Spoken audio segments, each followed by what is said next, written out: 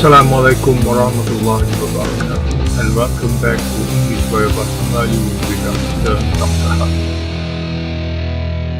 In this presentation, we're going to look at modality and probability. Kemungkinan perbuatan itu berlaku atau tidak, mungkin berlaku atau tidak. Baik, dalam modality kita boleh kita menjadikan setiap aspek kategori itu bersifat modality ataupun probability, berkemungkinan, dengan menggunakan model auxiliary seperti can, could, will, would, shall, should, may, might, must. Baik, dengan penggunaan auxiliary ini, kita telah menjadikan aksi serta isu itu tidak pasti. Mungkin ke atau tak mungkin. Contohnya dalam konsep ayat subjek dengan verb, kita pasti he slide, dia memang slide. It fly, dia memang terbang. He swims, dia memang berenang. He sings a song, dia memang menyanyi, memang. He smile, dia memang senyum. He smile, dia memang senyum tadi. Tapi di sini he can smile.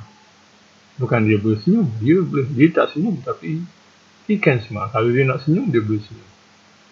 Tapi sifat ayat ini tidak menunjukkan dia senyum. Cuma memberitahu yang dia boleh senyum. Tapi tak pasti. He could smile. Mungkin boleh senyum sebelum ni. Tapi tak pasti. Dia tak senyum. Jadi kita tidak pasti yang dia boleh senyum atau tidak.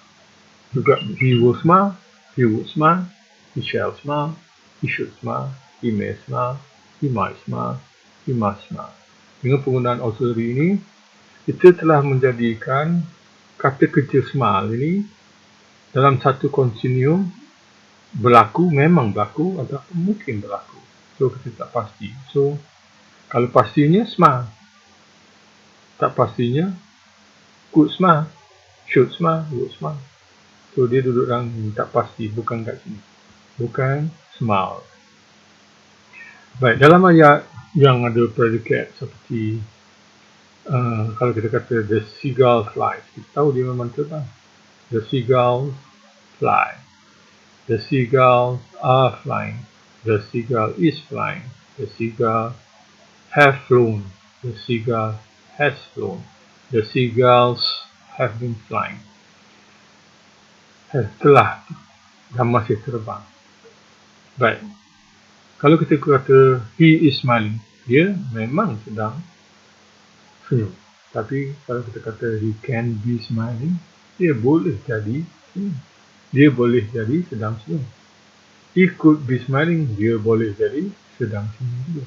So will be, would be, shall be, should be smiling, may be smiling, might be smiling, must be smiling telah menjadikan sedang senyum itu berkemungkinan berlaku ataupun tidak.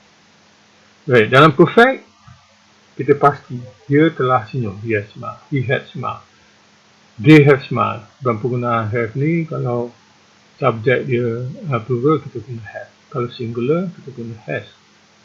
Dan super juga, he can have smiled, he could have smiled, he would have smiled, he would have smiled. Penggunaan kita ini kan mungkin betul, tidak pasti. Biasanya susu ayat seperti ini susah difahami maksudnya. Tapi kalau kita selalu guna, kita akan faham maksud dia sebenar. Contohnya, kalau kita kata I moved to Tanjung Malim in 2001. The year now is 2017. By 2020, I will have lived in Tanjung Malim for 13 years. So, will have, saya mungkin, suppose saya akan, saya akan tinggal, mungkin akan tinggal, mungkin telah tinggal di Tanjung Malim selama 20 tahun. Baik, dalam perfect progressive, contohnya kita kata he has been smiling, dia telah dan masih senyum, dia masih senyum, mereka telah senyum, masih senyum. He can have been smiling, he could have been smiling, he would have been smiling, he would have been smiling, shall have been smiling, should have been smiling, may have been smiling. So may have been smiling ni kata kerja, might have been smiling kata kerja, semua ni kata kerja. Must have been smiling pun kata kerja, semua ni kata kerja. Right.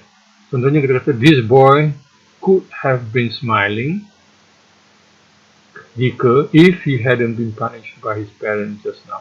So dia mungkin sedang senyum sekarang jika dia tidak dihukum oleh bapanya. Okay, that's all for today. Thank you very much. Please subscribe for more new lessons.